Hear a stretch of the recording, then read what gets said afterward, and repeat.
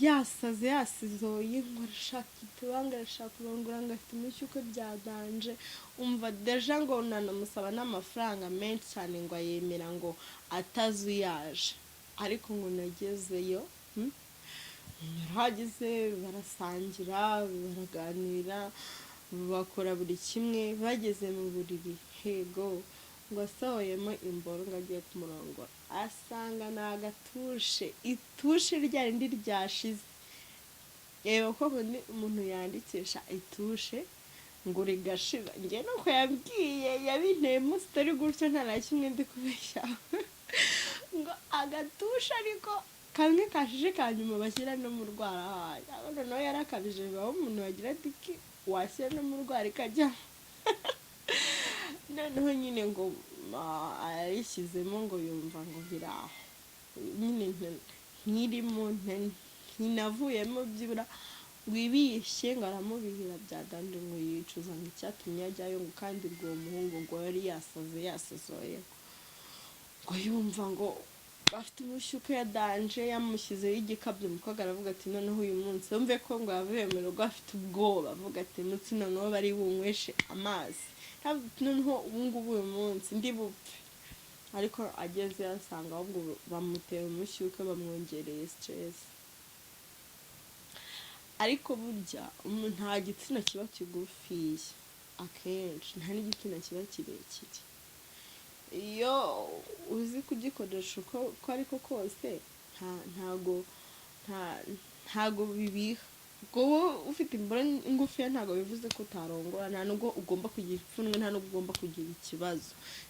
nta n'ikibazo bitera kuko abantu tuvuka umwe ari muremure undi ari mugufiya undi ari igikara undi ari inzobe undi ari mubi undi ari mwiza niyo mpamvu nyine ibintu bitagomba kungana nese ubu ko tutavutse turi barebare cyane nyine nk'abandi n'isoko hari abavutse ari bagufi kimwe nk'uko rero habaho diki ndende hakabaho na diki ngufiya ariko bikora kimwe ari ndende ari ngufiya bikora kimwe gusa wenda aho bibangama n'ubikoresha ese ubikoresha we abikora te ubikoresha se we abikora buryo ki bitabangama so hari akantu ugomba gukora niba ufite imboro ngufiya kafasha sibyo akambere ntago ugomba hari ukuntu uba nyine waraye ubitekereza waraye ubyishyizemo cyane wabishyuhiye ukumva ugomba kubikora uwo mwanya nyine ukimubona hari ukuntu umuntu ashyuka uwo mwanya agahita arongora byo n'ukuri ntabwo ari byiza niba wenda ihagurutsemo gakeya ukabushyize mu gituba urarongora ese ubwo wowe urumva utawiyifurosheje byibura kora imibonano mpuzabitsina uyishaka cyane nayo yahagaze kwa kundi bafashe umurego yatangiye kuzana n'imitsi uvuga ati noneho ahangaha ndabishaka nenda gupfa sibyo icyo gihe iba yafashe umurego cyane kandi nawe urayikoresha n'uwo muri gukorana akumva ko nyine uri kubikora neza akanayumva nubwo uvuga ngo ni ngufiya cyangwa se nakavuga ngo ni ngufiya icyo gihe arayumva ikindi irinde kuvuga ngo ugiyemo imbere cyane ngo uheremo kuko n'ubundi usanga ufite ngufiya nta uri so wajyamo imbere ukagerayo ntago wagerayo ni harehare cyane bishoboka wowe sa nk'ukorera inyuma kuko inyuma arabyumva cyane kurusha uko ubitekereza biba byiza rero witaye kuri icyo kintu cyagufasha noneho ku batipe nabo bafite imboro ndende cyane ahangaho ni urundi rwego reka mbabwire nubwo mwari muzi kaga abagore benshi bakunda imboro ndende ngo abagore benshi ngo bakunda imboro ngo igerayo neza ndani reka ntabwo ari bose akenshi irabangama nkanjye ubwanjye irambangamira hari positeri ntakora ufite imboro ndende si wankoresha k'inyuma ngo byeme irambangamira mbona mva iri gukora mu bifu byose irimo irabyarura nanone hari abakobwa benshi bavuga ko ibabangamira cyane umuntu ufite diki ndende cyangwa se diki ibyibushye ayishyiramo ukumva imitsi yose iramanyaguritse cyangwa se iratanyise cyangwa se uramupanuye birenze cyangwa se wayishyiramo cyane ukagira ukamukomeretsa mu nda kubera ko uratikura cyane ugasanga igeze nk'ahantu habangamye itakagombye kugera. So rero ngirabangama cyane, uzi ko ngo hari igihe umuntu agubita cyane neza ugashaka no kuruka, ubwo rero urumva nabyo bijya bibangama iyo ufite diki ndende. Ariko hari uburyo ushobora kuyikoreshamo ikaba itabangama nawe ubwawe ukaryoherwa neza, kuko mpamya neza ko uyu mukobwa ari kubabara ntabwo waryoherwa pe habe na gato. Rero hari ibintu ushobora gukora bibiri gusa cyangwa se bitatu ukaba washimisha umuntu muri kumwe utamubangamiye, nta kumubabaza. Nk'iyo ukora cyane urugero, sibyo, wihuta ukagira ugati kuri ngo pa umva yumva ibifu byose ubyaro yakumva uramuturikije. Oya nukuri ntago ngabo umubaniye neza, ntago uba ukoze ibintu byiza. Niba ufite diki ndende bisaba ngo byibura mbere yuko winjiza imboro mu gitabo jyana gakeya gake, unafashe werega uri kuyiyobora wumva ahantu igeze ibiki, ukagenda ukora ugarura inyuma wongera usubirayo ugarura inyuma, kandi nabwo ugashyiramo igice, nibwo biba ari sawa. Kuko nawe iyo ugiye nk'umuntu udafite umutima usunika, nta nubwo tuzi burango mu gituba hamamo iki, hagarukira he, cyangwa se wenda haturanye n'inda, haturanye n'ibiki, ntiwamenya ngo byegeranye n'iki, kuko ndakeka hari na muganga atazi ibyo, ariko abaganga baba babizi da, ariko none ntabwo turebamo ngo tumenye ngo ubundi garukira cyangwa se imigarukira. Rwose umusore mwiza irinde kubangama, shyiramo igice nacyo umenye uko ubikora, kuko uba ufite diki byibushye ufite na diki ndende. Icyo ni ikintu gisa nk'ikibangamira igitsina gore cyane. Gusa nanone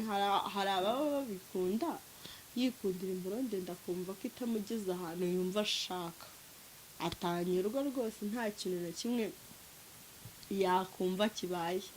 So rero kuyikunda sava mukorera ibyo ashaka nta ribi, ko kutayikunda nawe ndakubwira ibintu ugomba gukora. Ku muntu udakunda imboro ndende cyangwa se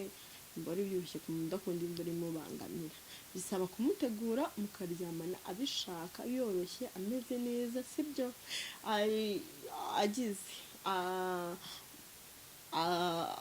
ntitujya kwifuje cyane ubona ko nawe afite umuriro wa danje, noneho nawe ukirinda gushyiramo imboro yawe yose, kuko aho ngaho rwose uba umeze nk'uri kumwica. Ariko iyo ushyiramo igice niko nawe agenda abishaka, ku buryo ushobora kugenda wongeraho gatoya, wongera ugaruka, urongora ushyiramo ugaruka, akamenyera. Kandi nawe biba byiza iyo utihutiye kujyamo imbere cyane, kuko nta n'uburyo akenshi bubamo imbere cyane, uburyohe buba inyuma, kuko ni naho umukobwa akenshi, ndabizi abakobwa turazana cyangwa se abamama, imbere inyuma nako nibwo umuntu aba ari kuryoherwa cyane, naho imbere iyo ufite diki ndende birabangama ku muntu yanga. Niyo mpamvu rero ugomba kujyana n'igice, ugakoresha igice, ukagenda ukora nawe ageraho akayimenyera, kuko aba agenda aryoherwa bikarangira waninjiyemo ntanabimenye, kukarangira ugiyemo ugiye biti, sibyo. Niyo mpamvu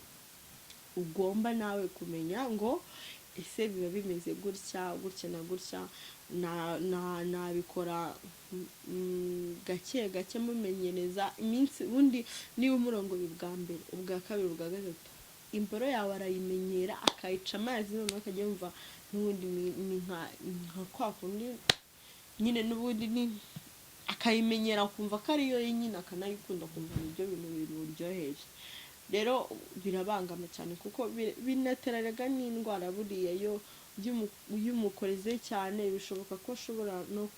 kugira no kurwara mu nda, ugasanga arababara mu nda bitewe n'uko wamufashije, ufite diki ndende wamubabaje. So nta kindi rero ugomba kwitaho n'icyo kintu gusa, nyine hari n'abandi bakobwa bikundira rwose ku muntu ufite diki ndende aba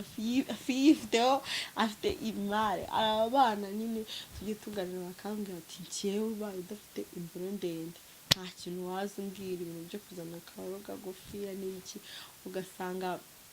rero buriya abantu natwe tuba dusekeje iyo imvura iguye ari nyinshi turavuga ngo imvura ngo ibiki ngo yatubujije gukora ibintu byinshi izuba naryo ryagwa ikibazo kikavuka byagwa byose ikibazo kikavuka nk'ubwo rero usanga hari abakobwa benshi bakunda imboro ndende bakunda n'imboro ngufiya so rero utwo tuntu nakubwiye ugomba kutwitaho ukamenya ngo ibintu bimeze gutya babikora gutya gutya na gutya niyo mpamvu mba mpari ngo nkugire inama wowe ikintu ngusaba tunavuga dusoza ikintu ngusaba ni ukumenya gukora subscribe and like and share rwose aba ari inkunga ikomeye cyane tugusaba every day ikiganiro nakagaruka yari Queen ciao ciao